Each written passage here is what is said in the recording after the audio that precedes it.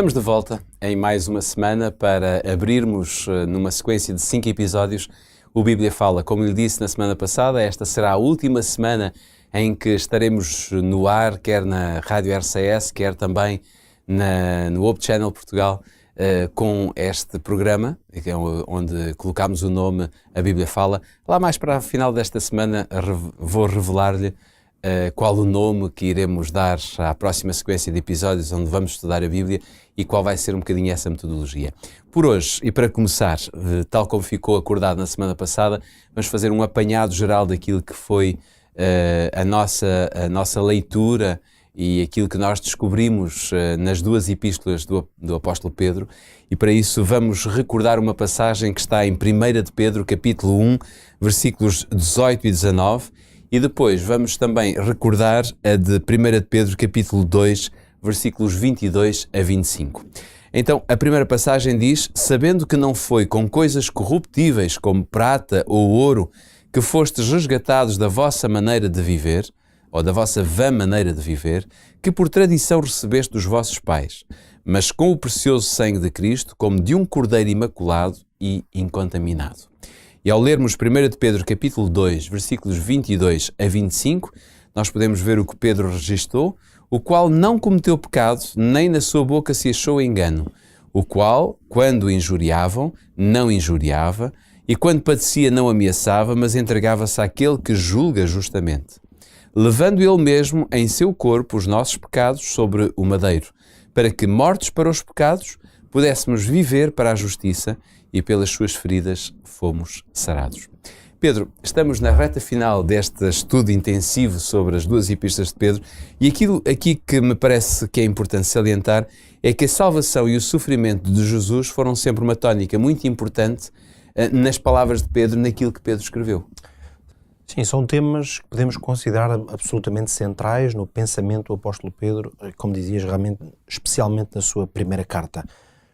E para isso, acredito que o que justifica isso é o facto de nós entendermos que o contexto específico dos destinatários de Pedro na sua primeira carta eram pessoas que já estavam ou estavam na iminência de vir a sofrer de facto por causa da fé, no fundo.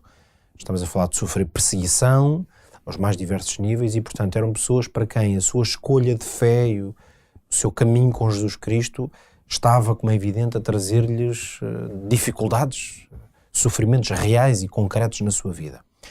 Isso ajuda-nos a compreender que, por um lado, falar sobre a salvação, a realidade da salvação, essa salvação se consumar, ser uma realidade que se consuma em Jesus Cristo. E, por outro lado, uma ênfase muito grande no sofrimento de Jesus Cristo. Estas duas passagens que tu acabas de ler são dois excelentes exemplos de textos em que o apóstolo, porções do seu texto, em que o apóstolo Paulo não apenas se refere à salvação em Jesus Cristo, mas depois enfoca muito o facto de ele ter sofrido.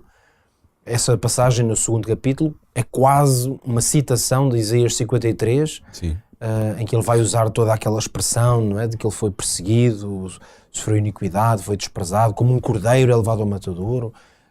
Nos dois textos, esta ideia do sangue que foi derramado por nós.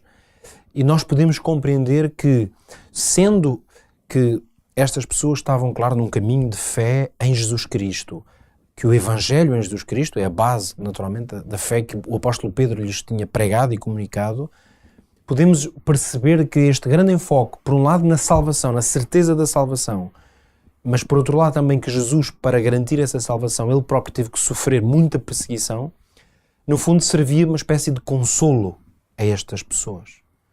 Não que nós fiquemos satisfeitos com o sofrimento dos outros ou que o sofrimento dos outros alivie o nosso sofrimento. Mas aqui não se trata apenas do sofrimento do outro, é perceber que Jesus esteve disposto até às últimas consequências. Claro. Para quê? Para poder preparar a salvação e ir até ao fim com este plano de salvação. Sendo que o sofrimento, a dor atroz que ele teve que padecer, indo até à morte de cruz e o seu sangue derramado, servem, portanto, como uma espécie de referência. E a experiência destes crentes, e naturalmente pode ser a nossa também, nós não ficamos felizes nesse sofrimento, mas sentimos, quando nós próprios temos que sofrer ou passar por alguma dificuldade relacionada com a nossa fé, é como se nós isso dá-nos alento. A verdade é essa, dá-nos um alento de saber que o nosso amado Senhor também teve que passar por sofrimentos e que nós como que estamos com Ele e Ele está connosco no nosso próprio sofrimento. Por isso é interessante notar isto, que a maior parte das vezes que o apóstolo Pedro, na sua primeira carta, se refere à salvação, ao plano da salvação, eu dizia então, a maior parte das vezes ele faz isso precisamente dentro do contexto do sofrimento de Jesus. E o que é que o apóstolo Pedro faz muito? Explora este conceito de que Jesus substituiu a realidade que nós tínhamos que enfrentar. Portanto, as consequências do nosso pecado, Jesus assumiu-as ele próprio e assumiu-as também na sua carne, no seu corpo, não é? Através do derramamento do seu sangue. E, portanto, os pecadores, que somos todos nós, sentimos-nos identificados com Cristo nesse aspecto. A salvação que nós podemos obter para o nosso pecado, a nossa condição, ela encontra-se em Jesus Cristo e na condição que ele assumiu. Portanto, essa ideia de substituição é uma ideia realmente chave. Claro, depois o apóstolo Pedro vai enfatizar muitas vezes, tal como o apóstolo Paulo também o fez muito, a ideia de que é pela fé que nós podemos receber estas graças. A experiência da salvação e os benefícios desta substituição de Jesus, a nós o que é que nos cabe fazer? Ter fé. A fé é alguma coisa de ativa, que nos transforma a nós e nos dá como que uma garantia, vivemos debaixo dessa garantia. Uma espécie de antecipação.